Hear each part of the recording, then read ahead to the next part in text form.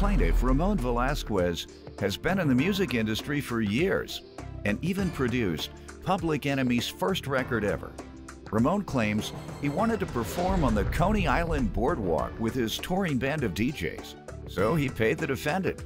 But the defendant breached their agreement, so he's suing to get his money back.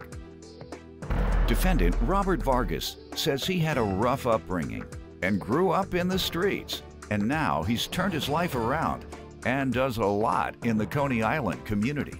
Robert claims Ramon is the one who breached their agreement. Start with you. First of all, you know, my music background, I've been involved in the production of many records in the business. I've had few hit records in the business. Like what? Over Like a Fat Rat by Fonda Rae. I mixed that record in the studio, signed the record to Vanguard Records.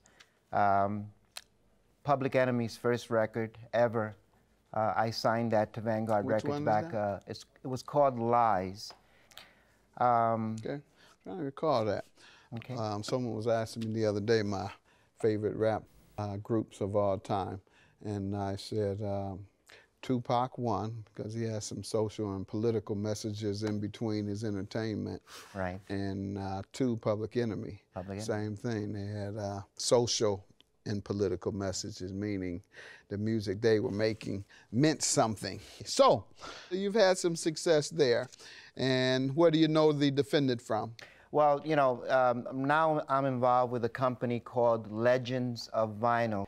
We are a touring band of DJs that perform across the country. This company that we have now, we're seeking to expand our visibility in New York City. So looking online, I found a company called the Coney Island Dancers, and Mr. Vargas, the defendant here, is the commander-in-chief of the Coney Island Dancers. This company that we have now, we're seeking to expand our visibility in New York City. So looking online, I found a company called the Coney Island Dancers, and Mr. Vargas, the defendant here, is the commander-in-chief. Plaintiff Ramon Velazquez says after he paid the defendant so his DJs could perform at the Coney Island boardwalk, the defendant breached their agreement, and now he refuses to refund Ramon's money. All right, let me allow him to give some background, and then we'll get to the specifics of this breach of contract. Sir? First of all, I don't know anything about him being a DJ, because he told me he was a rock star. I am I could just say a community crusader in my community. I am just a mascot to the Coney Island Dancers. What is the crusade? Well, just like you, Your Honor, you know, I also got, I come with my father. I didn't have no father. My mother speaking no English, you know what I'm saying? And I grew up in the streets, and you know, I was a problem in my community. I did a skid bid for about 4 months, and I learned my lesson. I turned around and I went to Coney Island, and I wanted to be a positive role model in my community. I'm not a DJ. I don't own. What is it you do in your community? I am a community board member in Coney Island. I have a community service program in Coney Island. I work with the district attorney in New York City. What does the service? They send me the children. I put them to clean the beach in Coney Island, volunteer position. The Coney Island Dancers is a what do you do for them? What I do, I'm just an MC. I'm an MC. Other than make them clean the beach for free.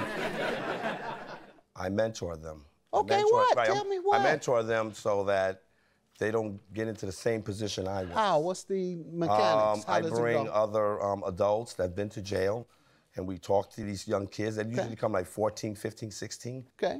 I have an organization called the Coney Island Dancers. Those are free beach parties we do in Coney Island on the boardwalk. And we speak about autism awareness. I also speak about supporting the gay community in Coney Island, because it's a free outdoor event. Let me get back to you on that. What are you suing him for today? Let's get right to it. Basically, it's a $300 lawsuit for a breach of contract. I gave Mr. Vargas $300 on the 27th of December, money order was purchased. To do what? Actually, it was 18 permits that he was going to obtain for 18 dates on the boardwalk where my DJs, our DJs, would perform. Okay, and what happened? Before the 27th, I called him to verify the permits and the agreement, and he,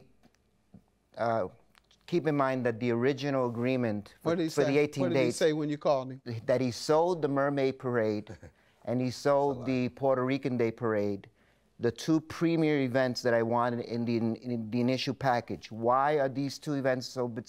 So did you ask for your money back? Yes, I did. And what did he say?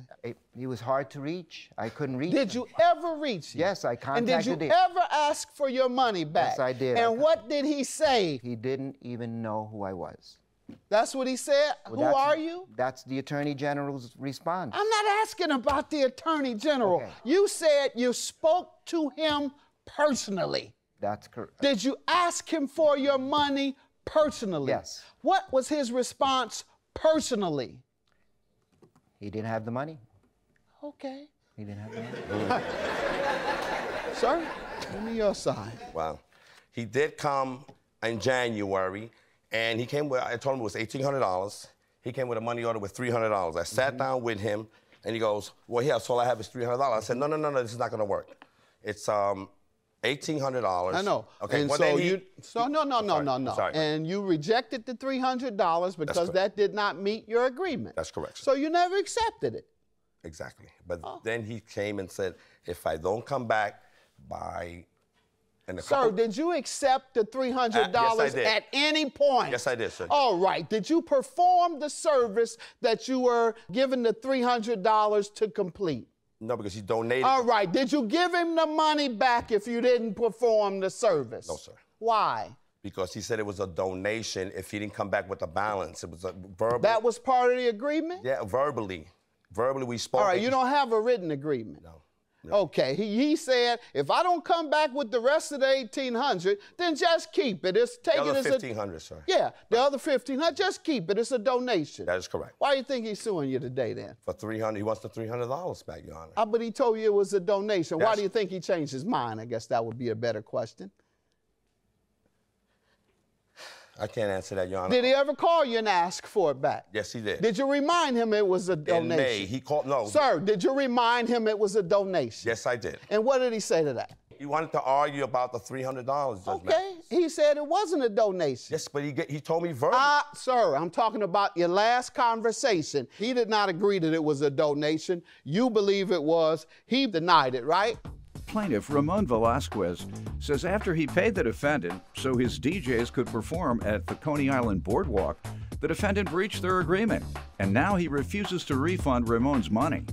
Now, you have a bunch of paperwork, and so do you. Yes, sir. So we should have plenty of evidence here. Let's start with your paperwork. And what is it you're giving me? I'm going to give you the postal money order that was purchased and cashed. Got it. by Mr. He agrees Vargas. he received that. He said it was a donation. No, what else? I have the letter from the Attorney General's office after I contacted them, please. Indicating that he said he never knew who I was. Did they investigate it?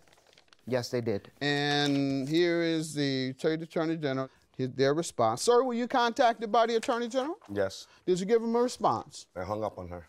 I get a lot of calls on my phone. All right, you never responded to the Attorney General inquiry? I didn't know who it was. All right, they say, I enclose a copy of the response, and he has it attached. We do not know any person named Ray. You said you didn't even know him. So let's see your ID. You didn't remember signing this, you just denied it, right? Do you have your ID today so we can see how big of a liar you are or how big of a liar you are? Because the Attorney General said they got the response from you. So I guess the Attorney General and he are lying on you, or you're lying about everything you said, including all this community stuff. Yep, you're a liar. It matches your signature. Have a good day. Judgment for the plaintiff. That's been one. Just want to let you know that It's all good.